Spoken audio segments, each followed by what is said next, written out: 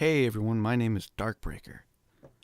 Today, I'm reading a story that is literally 20 years old. It was posted to fanfiction.net May 25th, 1999. So, in 20 days, it'll be 20 years old. Anyway, The Talk, a Batman fanfiction. Robin had been noticeably preoccupied on the last few nights of patrol. Most recently, they'd been following the Clue Master and were close to a breakthrough. Unfortunately, Robin came close to botching their surveillance when the Clue Master's daughter came into view. Robin went slack-jawed as the pretty blonde decided to change out of her tight school clothes into a skimpy nightgown. It took several attempts to get his mind back on the task at hand. Luckily, the disciplined Batman instilled in his younger protege kicked in, and they were able to wrap the whole case up with little mess. Still, the fact that Robin had lost his focus for any length of time worried Batman, and he said as much to Alfred, his faithful butler. "Well, Master Bruce," Alfred stated, "young Master Timothy is growing up. He was bound to show interest in the opposite sex sooner or later. I've noticed it when he spars with Barbara." Alfred placed his hand on Bruce's shoulder. "I think he is overdue for the talk." Bruce nodded, surprised he hadn't noticed it earlier. "You're right, Alfred." Alfred smiled and said, "I shall go up immediately." Bruce stopped him. "No, Alfred. I'll take care of it. Man to man." If Alfred was startled by this development, he was astute enough to remain silent. It was a normal enough day for Tim. Light homework, no cold research. Ives lent him a copy of Fatal Combat Are you fucking... of Fatal Combat 7 for Playtendo? And Tim was really looking forward to trying it out. He even had his system hooked to one of the wall-sized monitors in the cave just for this game. He walked into the kitchen and sat down at the small table, scarfing down the sandwich Alfred had waiting for him. He wanted to finish early, knowing Bruce had a thing against playing video games in the cave. Quickly finishing off the remains of the snack, he headed up to his room to set down his backpack. "Master Timothy," Alfred called from the foyer. Tim turned quickly. "Hey, Alfred," he answered. "I was just going to start my homework. Wanted to get it finished before Bruce came home." Alfred kept his stoic expression. "Master Bruce is already home and awaits you in the library." Tim's eyes went wide. He started back down the stairs and set his bag on the table on the landing. He thought to himself, "Bruce couldn't have found the system yet. I put it in the glove compartment of the Batmobile." He looked at Alfred and said, "Am I in trouble?" Alfred gave him a pained look and said, "I dare say no, but then again, I'm not quite sure what Master Bruce has in mind." He took Tim's bag. "I'll put this away, sir. You mustn't keep them waiting." Tim's eyebrows rose. "Them?" He started off to the library with the deliberate slowness of a condemned man. Bruce went over this in his mind at least 5 times. He turned to his companions again. "Don't worry, Bruce," Clark said. "Tim's a great kid." "I'm sure we're not telling him anything he doesn't already know," Dick added. The door opened and Tim peeked cautiously around the corner. "Alfred said you wanted to see me?" he asked. Bruce came around the large desk and sat on the edge. "Come on in, Tim. Have a seat."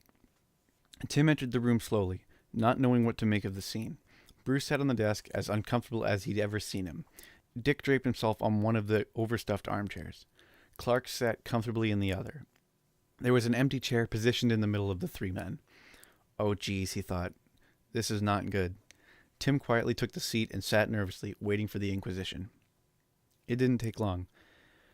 "Tim," Bruce said, loosening his tie, "I've noticed you've been preoccupied as of late.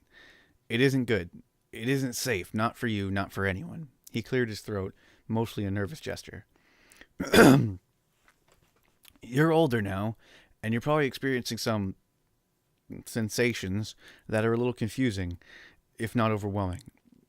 Tim inwardly sighed with relief. It was the standard beginning of a teenage sex talk. "Bruce," he said confidently, "if this is about sex, I've known about it for a while now." Then, realizing how that sounded, he quickly added, "I mean, we went over all this in biology." Bruce's shoulders sagged in relief. Tim said the S word, so he was free to go on. "But Tim, your situation is a bit unique, and you need to take specific things into consideration." Dick decided to save Bruce further embarrassment. What he means is most guys don't fight supervillains on a regular basis. Sex brings a certain vulnerability to us, and being heroes, we have a lot to lose. Clark added, "You need to approach this situation with an elevated amount of caution." It took every ounce of self-control for Tim not to laugh out loud. He was getting the facts of life explained to him by Batman, Superman, and Nightwing. What was next, he wondered. Batgirl explaining the pros and cons of birth control.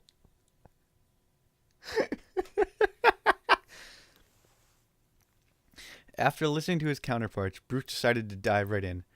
"First and foremost, you always have to use protection." "Every single time," Dick added. Tim shook his head again. "Guys, I know all about condoms, latex, Nanoxynol 9, the works." Dick interrupted. "We aren't talking about condoms, though you need to use those too. We're talking body armor." "At least level 3, Bruce stated, with a stainless steel blunt trauma plate." Tim's mouth fell open. "Blunt trauma?" Bruce explained, "The plate will stop most knives, daggers, claws, arrows, poison darts, and almost any edged weapon. Also keep an assortment of antidotes on hand, just in case." He sat back. "Remember, Tim, you aren't invulnerable like Superman. Bullets and knives don't bounce off you." Clark interjected. "Actually, I do have a Kevlar and steel plate that I use over my, well, that's not important. Body armor is." Bruce, Dick, and Tim stared at Clark a moment, then lowered their eyes to about waist level. Clark crossed one leg over the other nervously. Bruce smirked slightly and continued, "Next, know the background of your partner. Being intimate with someone leaves you open to an attack, and the last thing you need is some sword-wielding psycho popping out of the woodwork." Dick agreed. "Case in point, Talia."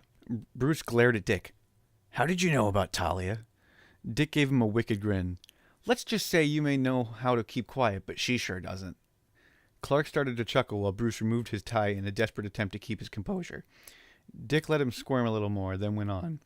"Try to avoid complicated relationships. I mean, let's face it, bad girls are definitely fun, but are they worth the headaches and possible jail time?"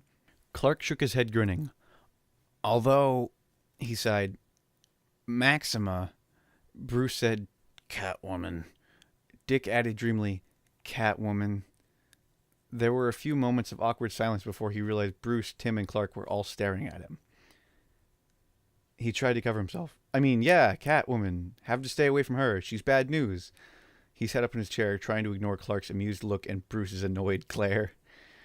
Clark decided to save Dick this time. "Finally, your secret identity."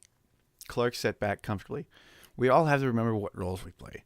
Don't disclose your identity unless you know everything you can about the person and know you can trust them. Tim, it's not just your life you put in danger, but it's also Bruce's, Dick's, and Alfred's as well. You have to really know who you're talking to and who you're sharing secrets with." Dick added quickly, "At the same time, keep track of your aliases. You don't want to be bumping and grinding with someone and hear her call out a name and not realize it's supposed to be yours. I mean, it's pretty embarrassing to hear someone call out, 'Oh, Arnie!' and stop for a second before you realize she means you." For the second time, Bruce, Tim, and Clark stared at Dick, dumbfounded. Dick answered defensively, "Oh, come on, guys. Like that's never happened to you." Clark shook his head. "No, Dick. I have always been honest in my relationships." Bruce chuckled. "Yeah, right. 2 words, Clark. Lois Lane." Clark snorted. "You're one to talk, Matches Malone." "Hey, at least I know Catwoman wants me. Lois has the hots for the cape, not you, hayseed." "Come on, guys," Dick said. "We're losing focus." Clark cut him off. "Oh, shut up, Dick. At least I know my own name." "Really, Clark? Or should I say Callie?" "It's Kal-El, Arnie, and I don't go around boinking known felons." "Good Lord, Clark, you're over 18. It's okay to say, guys?" Tim asked. They answered in unison, "Just a second," then continued to argue. Tim sat quietly for a moment, then snuck out of the room. He wandered back to the kitchen and sat in his chair, stunned. Alfred took in his bewildered expression and asked, "Well, Master Timothy, how did it go?" Tim never raised his eyes from the table. That had to be one of the weirdest talks ever given to anyone. Ever. The sounds of the gentlemen arguing echoed down the hallway as Alfred stood at the stove, laughing quietly to himself. Clark decided to give Dick this time. shit, that's not what it says. Fuck.